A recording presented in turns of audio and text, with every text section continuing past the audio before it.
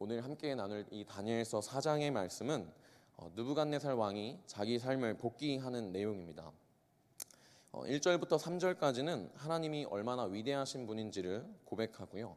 그리고 4절부터 33절까지는 자기가 꿈을 꾼 내용과 그리고 무슨 내용이 있었는지 복귀하는 구절입니다. 그리고 또 34절부터 37절까지는 다시 하나님을 찬양하며 4장의 말씀이 끝나는 것을 우리가 알 수 있습니다. 느부갓네살 왕은 4장에 와서야 하나님을 위대하신 분이라고 하며 찬양하는데 사실 느부갓네살은 하나님을 믿어도 진작에 믿었어야만 하는 사람이었습니다. 다니엘서 1장부터 3장까지의 말씀을 제가 간략하게 설명드리도록 하겠습니다. 1장에서 느부갓네살은 다니엘과 친구들이 남들보다 잘 먹지 못하면서도 오히려 잘 자라고 있는 것을 보았습니다. 그리고 그 지혜가 그 누구보다 뛰어난 것을 알게 되었습니다. 그리고 2장에서는 바벨론이라는 제국의 전문가들도 알 수 없었던 자기가 꾸었던 꿈과 그 해석을 명확하게 알려주고 있는 하나님의 사람 다니엘, 이 젊은 청년을 보았습니다. 또 3장에서는 자기가 세운 신상에 절을 하지 않는 하나냐와 미사엘 그리고 아사랴를 보았고 그들이 하나님만을 섬기겠다고 하자 분노하여 풀무불에 던져버렸습니다. 그런데 그들은 자기들이 죽는 것도 하나님 뜻이라며 담대한 모습이었습니다. 심지어 풀무불에 3명이 아니라 신의 형상으로 보이는 한 분 더 들어가 있을 뿐더러 이 3사람이 죽지도 않고 제 발로 걸어 나오는 기적을 목격하였습니다. 느부갓네살은 하나님을 믿지 않는 것이 이상할 수밖에 없는 사람입니다. 극적인 기적들을 목격했고 그것을 모두 하나님께 영광 돌리고 있는 다니엘과 하나냐, 미사엘과 아사랴를 경험했기 때문입니다. 그러나 느부갓네살은 여전히 하나님을 알지 못했습니다. 4장에서 느부갓네살 왕이 꾸었던 꿈의 내용은 이렇습니다.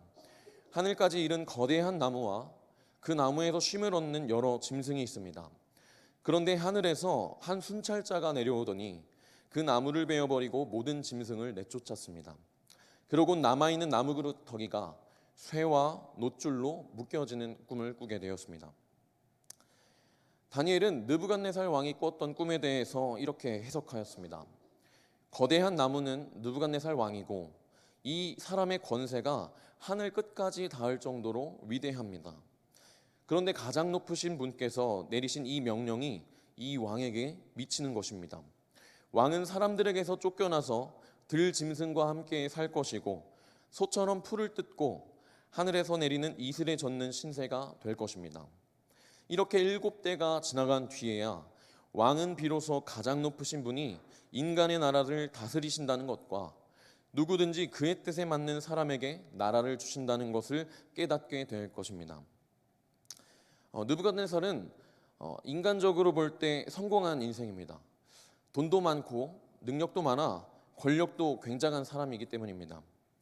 우리 모두 그런 인생을 조금씩은 꿈꾸면서 살고 있지 않습니까? 저도 마찬가지입니다.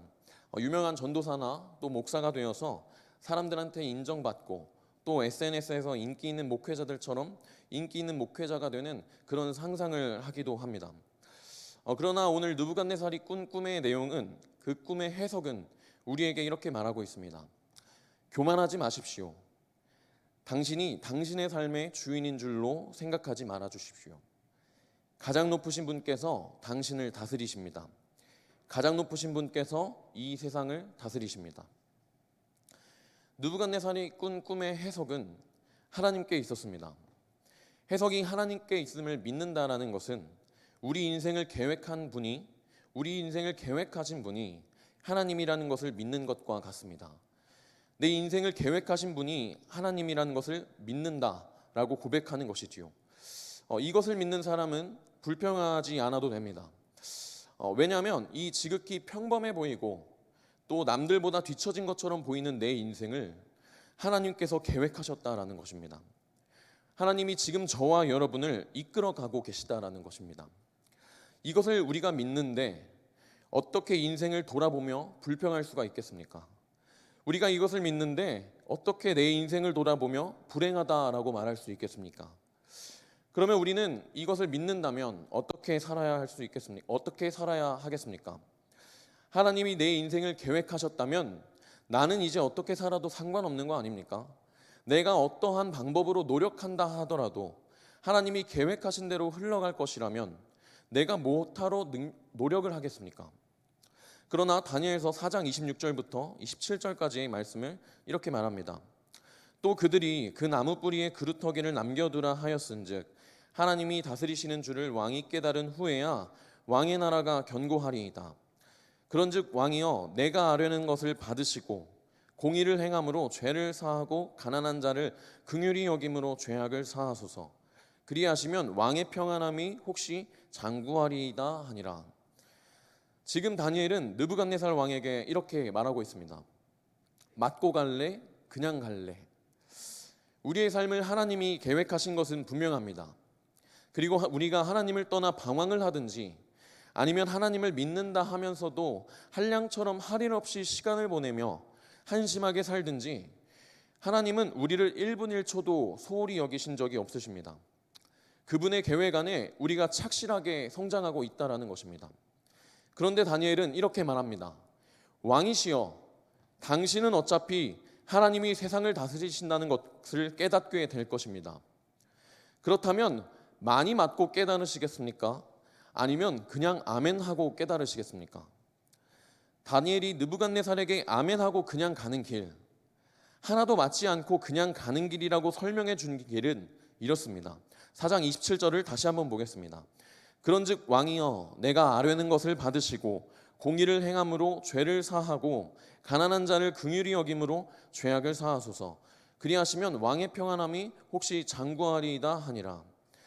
지금 다니엘은 공의를 행하셔서 임금님의 죄를 속하시고 가난한 백성에게 자비를 베푸셔서 죄를 속하소서라고 말하고 있습니다. 그러니까 하나님께 배운 도덕적 기준에 순응하며 사십시오 라고 말하고 있는 것입니다. 이 말은 저와 여러분에게 이렇게 말합니다. 당신의 삶이 하나님께서 계획하셨음을 믿는다면 세상을 기준 삼지 말고 하나님을 기준 삼아 살아가십시오. 아무것도 하지 않는 헛된 삶을 살지 말고 하나님을 따라 사십시오. 당신은 어차피 하나님께서 당신의 삶을 계획하셨다라는 것을 알게 되실 것입니다. 그것을 맞고 아시겠습니까? 아니면 그냥 아멘으로 아시겠습니까? 세상을 따르지 말고 하나님을 따르십시오.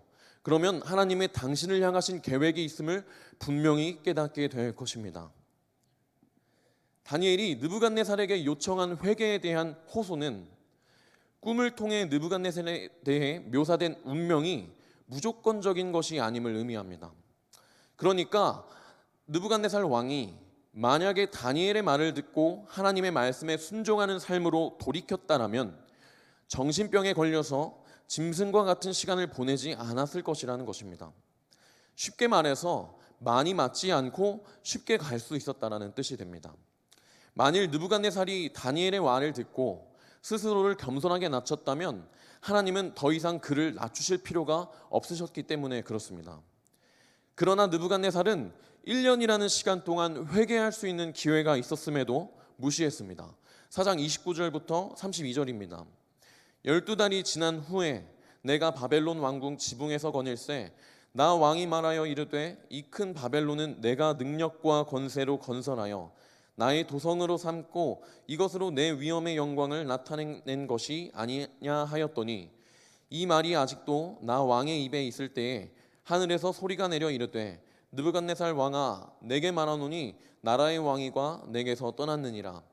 내가 사람에게서 쫓겨나서 들짐승과 함께 살면서 소처럼 풀을 먹을 것이요 이와 같이 7대를 지내서 지극히 높으신 이가 사람의 나라를 다스리시며 자기의 뜻대로 그것을 누구에게든지 주시는 줄을 알기까지 이르리라 하더라. 아멘.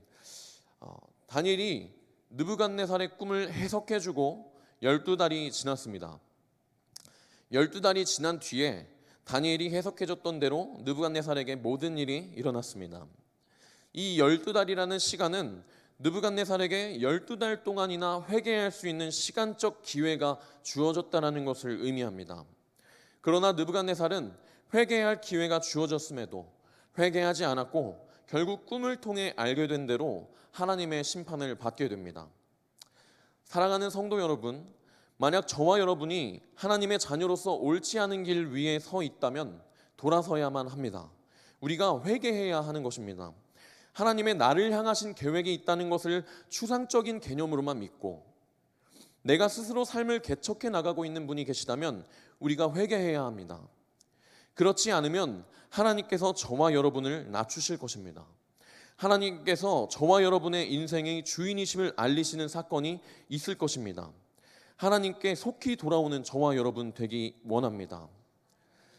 하나님께서 느부갓네살 왕에게 정하셨던 7대라는 기한이 지났습니다.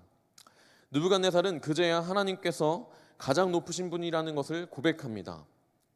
그때 느부갓네살의 정신이 온전하게 돌아왔습니다. 왕궁에서 쫓겨났던 인생이 다시 왕궁으로 복귀하게 됩니다. 느부갓네살은 이제 알게 된 것입니다. 이 세상을 다스리시는 분이 하나님이시구나. 가장 높으시고 영원하신 분을 내가 찬양합니다. 이제 나 느부갓네살은 하늘의 왕을 찬양하고 높이며 그분에게 영광을 돌립니다.